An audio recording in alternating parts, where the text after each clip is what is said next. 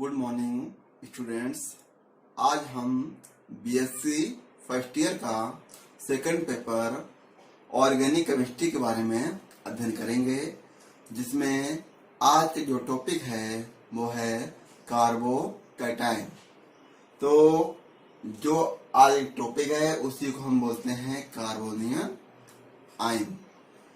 तो जो कार्बोकैटायन या कार्बोनियम आयन है वो उसे कार्बोकैटायन क्यों कहते हैं और कार्बोनियम आयन क्यों कहते हैं, इसके पीछे कारण ये है कि जब किसी कार्बनिक समूह में कार्बन के ऊपर प्लस चार्ज चढ़ा होता है तो उसे हम कार्बोकैटायन कहते हैं। तो आइए हम देखते हैं यहाँ पर कार्बोकैटायन किस तरह बनता है और इसमें किस तरह का विखंडन होता है, हेटेरोलिटिक होता है कि होमोलिटिक होता है। तो देखते हैं इसको हम। कार्बोनियम आयन या कार्बोकैटायन वह आयन जिसका कार्बन परमाणु धन आवेशित होता है। तो यहाँ पर जैसे कि जो आयन है वो कार्बन परमाणु है, उसके ऊपर जब धन चार्ज होगा या प्लस चार्ज होता है तो उसे हम कार्बोनियम आयन या कार्बोकैटायन कहते हैं। कार्बोनियम आयन किसी कार्बनिक समूह या एल्किल ग्रुप आर, जिसे हम कैपिटल आर से रिप्रेजेंट करते हैं, तथा कार्बन से अधिक वैद्युत ऋणात्मक परमाणु X, जैसे कि हमारे हैलोजन के मध्य सहसंयोजी आबंध के हेटेरोलिटिक विखंडन से बनता है। तो यहाँ पर हम देखते हैं इस जो कार्बोकैटायन की डेफिनेशन है उसे हम एक रिएक्शन के माध्यम से देखते हैं कि इसमें जो एक जो है कार्बन ऊपर जब धन चार्ज होगा तो उसे हम कार्बोकैटायन कहते हैं। तो ये बनता कैसे है कि एक कार्बनिक समूह लें कैपिटल आर और इसे एक अधिक वैद्युत ऋणात्मक परमाणु लेते हैं, तो जैसे कि X, तो दोनों में एक विखंडन होता है, वो होता है हेटेरोलिटिक विखंडन। तो जो हेटेरोलिटिक विखंडन है उसे हमने इससे पहले वाले वीडियो में पढ़ा है कि हेटेरोलिटिक विखंडन वही है कि जब एक कंपाउंड होता है उसके जो सहसंयोजी इलेक्ट्रॉन या बंध होता है उसके दोनों इलेक्ट्रॉन कोई एक परमाणु पर चले जाते हैं, तो जो जिसपे इलेक्ट्रॉन जाते हैं वो नेगेटिव हो जाता है, जिसके ऊपर कुछ नहीं रहता वो प्लस चार्ज हो जाता है। तो यहाँ पर हम देखते हैं ये जो है कंपाउंड, ये एल्किल हैलाइड इसे पढ़ते हैं। आर को हम एल्किल समूह पढ़ते हैं, एक हमारा हाइड्रोजन है, तो ये एल्किल हैलाइड है। और यहाँ पर ये क्या है, अधिक वैद्युत ऋणात्मक होता है। तो यहाँ से ये दोनों इलेक्ट्रॉन, एल्किल का ये इलेक्ट्रॉन और हाइड्रोजन का इलेक्ट्रॉन, दोनों इलेक्ट्रॉन यहाँ से उठकर इस X के ऊपर चले जाएंगे, तो ये इसके ऊपर नेगेटिव चार्ज आएगा और इसके ऊपर प्लस चार्ज आ जाएगा। ये जो क्रिया कहलाएगी, ये क्रिया जब होती है तो उसे हम हेटेरोलिटिक फिशन कहते हैं या जो हेटेरोलिटिक विखंडन कहेंगे। तो यहाँ पर जो यहाँ से इलेक्ट्रॉन यहाँ है तो ये एक हैलाइड ग्रुप बन गया और ये आर के ऊपर प्लस चार्ज आया। तो आर हमारे जो भी होते हैं जैसे कि मेथिल, एथिल, प्रोपिल, ब्यूटिल, तो ये सारे क्या हैं, एल्किल ग्रुप, और एल्किल ग्रुप में ये प्लस चार्ज चढ़ा हुआ है। तो यहाँ पर मेथिल कार्बोकैटायन इसे पढ़ेंगे। अगर इसके एग्जांपल में ले हम CH3, C2, H5, C3, H7, C4, H9 जब हम लेते हैं तो उनके कार्बन के ऊपर एक प्लस चार्ज चढ़ा होता है, तो वो कार्बोकैटायन बनते हैं।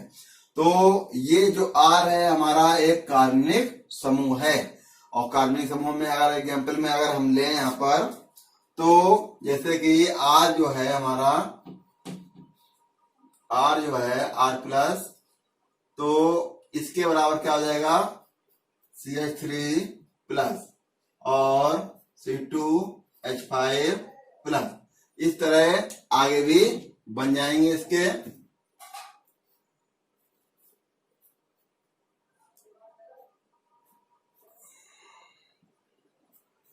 तो इस तरह ये कार्बोकैटायन कहलाएंगे, मेथिल कार्बोकैटायन, एथिल कार्बोकैटायन। तो ये एक हेटेरोटिक फिशन कहलाता है। अब हम देखते हैं यहाँ पर कि जो कार्बोकैटायनों की विशेषताएं होती हैं वो क्या है। तो यहाँ पर हम देखते हैं कार्बोकैटायनों की विशेषताएं। इसमें पॉइंट नंबर फर्स्ट है, कार्बोनियम आयन में कार्बन परमाणु के संयोजी कोष में 6 इलेक्ट्रॉन रह जाते हैं, जिससे इनमें इलेक्ट्रॉनों की कमी आ जाती है। तो इसके संयोजी कोष में जब 6 इलेक्ट्रॉन रह जाते हैं तो इसका जो इलेक्ट्रॉनों की यहाँ पर वैसे किसी के परमाणु के अष्टक उसका पूरा करने के लिए उसमें 8 इलेक्ट्रॉन होने चाहिए, जबकि इसके संयोजी कोष में 6 इलेक्ट्रॉन ही रह जाते हैं कार्बन परमाणु में।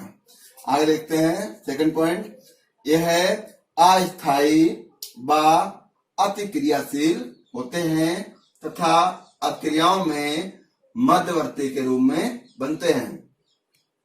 तो जो भी हमारे जो कार्बोकैटायन होते हैं वो क्या है, एक तो अस्थायी होते हैं, स्टेबल नहीं होते हैं।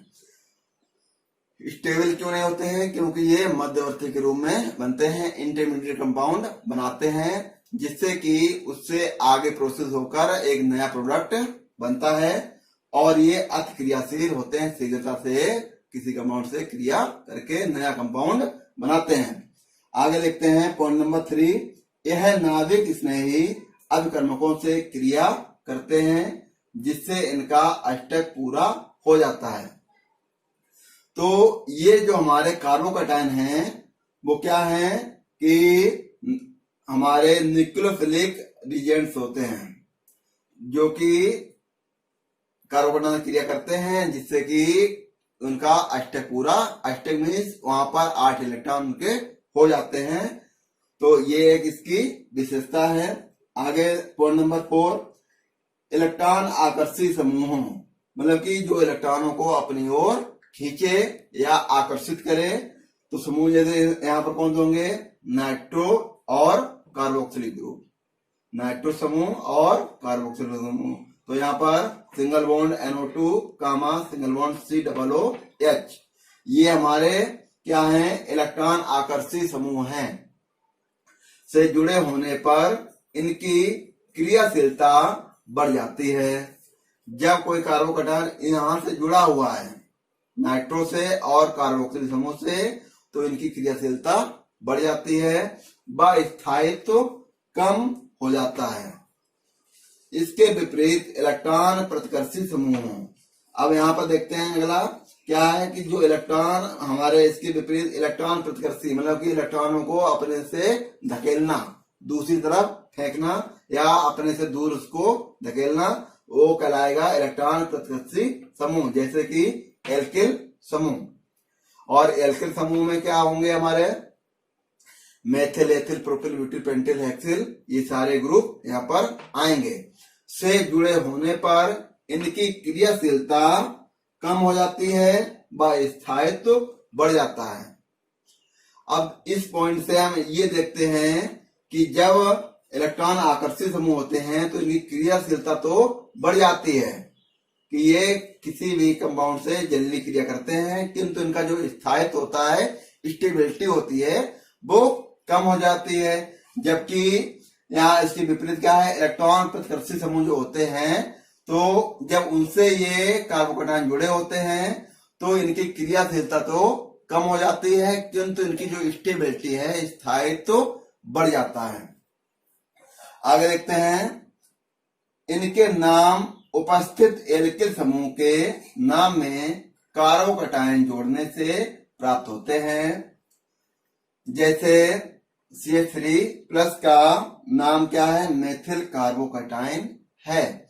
तो यहां पर इस पॉइंट को देखते हैं कि जो एल्किल समूह है उसके नाम में कार्बोकैटायन हमें जोड़ना है। एक एग्जांपल लिया है हमने यहाँ पर कि CH3+ का जो नाम होगा वो मेथिल कार्बोकैटायन होगा। इसी तरह आगे जो हमारे एल्किल ग्रुप होते हैं जैसे कि C2H5, तो इसको हम देखते हैं कि इनका नाम किस तरह लिखेंगे। इस तरह इसको हम बनाएंगे। ये जो है एक कंपाउंड ये है, इसको हम पढ़ेंगे एथिल कार्बोकैटायन। इसका जो नाम हो जाएगा वो होगा एथिल कार्बोकैटायन। इसी तरह अगला अगर हम एग्जाम्पल लें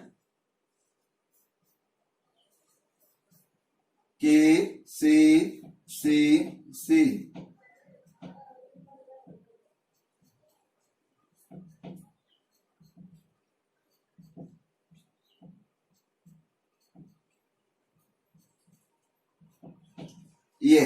ये क्या है? Propyl carbocation. प्रोपिल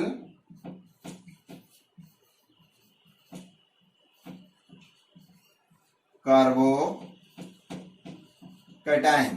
तो हमने देखा कि जो एल्किल समूह है उनके नाम के आगे कार्बोकैटायन जोड़ देंगे तो उसके नाम में कार्बोकैटायन जब जोड़ते हैं जैसे कि methyl carbocation, ethyl carbocation, propyl carbocation, butyl carbocation और क्या नाम की पेंटिल कार्बोकैटायन, इस तरह सारे कार्बोकैटायन यहां से बन जाते हैं। तो अब हम इसको देखते हैं कि ये जो कार्बोकैटायन है इनका हम क्या करते हैं? Classification of carbocation. तो कार्बोकैटायन का जब हम वर्गीकरण करेंगे तो ये 3 प्रकार के होते हैं। प्राथमिक कार्बोकैटायन, द्वितीय कार्बोकैटायन और तृतीय कार्बोकैटायन। तो ये तीनों कार्बोकैटायन हैं, तो उनका हम अध्ययन अगले वीडियो में करेंगे। तो ये कार्बोकैटायन का फर्स्ट पार्ट है। इसका नेक्स्ट पार्ट हम अगले वीडियो में देखेंगे कि प्राइमरी कार्बोकैटायन क्या होता है, सेकेंडरी कार्बोकैटायन क्या होता है और टर्शियरी कार्बोकैटायन क्या होता है। आगे मिलेंगे अगले वीडियो में। Thank you for watching.